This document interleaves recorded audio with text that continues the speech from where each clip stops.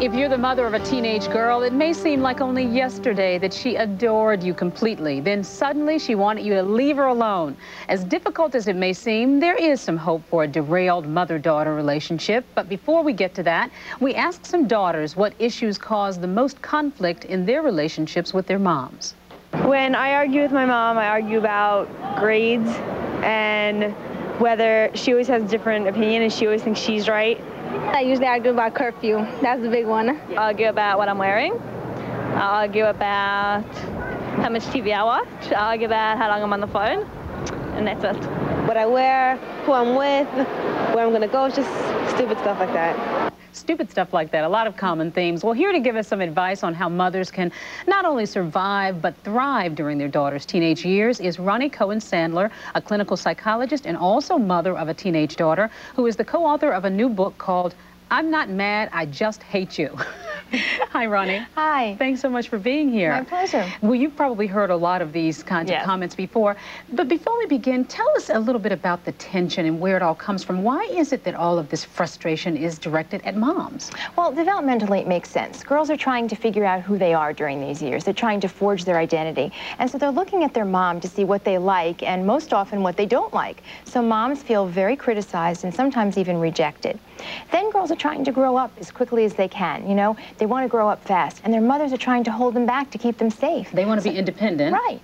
And mothers don't want them to do things that are terrible or get hurt or, you know, whatever. So they're trying to hold them back, and there's conflict because of that. And most importantly, moms used to be teenage girls themselves. So they know. So they know, and they bring to that mother-daughter relationship all of their old unresolved feelings and such, and it makes it very, very intense. And they want to protect them from what they did, possibly. Exactly. Now, my little one is too young, thank goodness, right now to hit this stage, but I do have a stepdaughter who's about to turn 13. We don't have the rage going on, but the rolling of the eyes. Her father and I are so dumb. Right. Is that how it usually sort of begins? Absolutely, and it can happen overnight. You know, one day your daughter is putting little poems on your pillow and telling you you're the best mommy in the world, and then overnight it seems everything you do is so annoying. Everything you say is so ridiculous. And that's a sign that she's really growing up. That's perfectly normal. Now, you say, though, that this doesn't have to be tumultuous. It doesn't have to be horrible, that you can both actually gain something, mother and daughter, from Absolutely. this. When you can sit down together and talk about conflict, you can be genuine with each other, and you can make changes in the relationship. As daughters grow and mature, their needs change as well. And they need moms to change in response to that. Plus, you're clearing the air of any accumulated grievances. You know, just in the course of living with anybody, things happen. But how do you do that, though? Because I'm sure it's very difficult as a mom, especially if your daughter is wearing something that you absolutely hate or she's hanging with friends that you don't like.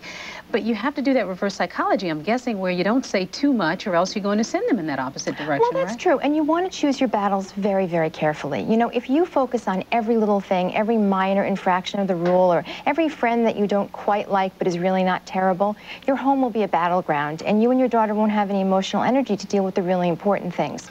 So decide what's most important to you and focus on that. Some of the moms around here who have teenage daughters wanted to ask this question. What do you do when the teenage daughter is sort of pitting mom against dad? And many times they do that. That's right, they do. But you know, you have an advantage when you have a mother and a father, and it's strength in numbers. So once you let your daughter divide and conquer, you've lost that advantage. So I would suggest telling your daughter, each parent to tell the daughter, listen, I'll be glad to consider your request. I'll talk to your dad about it, or I'll talk to your mom about it, and we'll get back to you. And that prevents that from happening. So try to be united. Absolutely, as much as you can. Doesn't mean you have to agree on everything, but at least your daughter knows that she can't divide and conquer. What about women like me? My little one obviously is way too young to worry about this, but how can I begin to set the stage in the coming years to hopefully maybe not have such horrible battles? Well, you absolutely can set the stage, and everything you can do right now to create a really solid mother-daughter relationship will help. For example, even showing her respect by giving her privacy. Even the littlest girls, you can knock on their door and ask to come in before you come in. Any way you can show her respect, really listening to her. That's the #1 complaint that I hear from teenage girls. My mom doesn't listen to me. But even when your daughter is younger, you can really listen. You can really give her your undivided attention.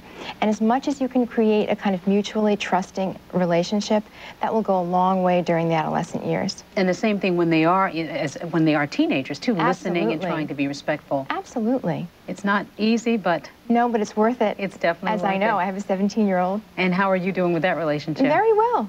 Actually, it's not that we don't have our conflict, we do, but we really work on it. We're really both committed to sitting down together and working on the conflict so that afterwards we feel closer with one another. Oh, good. Well, some good advice, Dr. Roni Sandler. Thank you so much for coming by. Thanks for having me.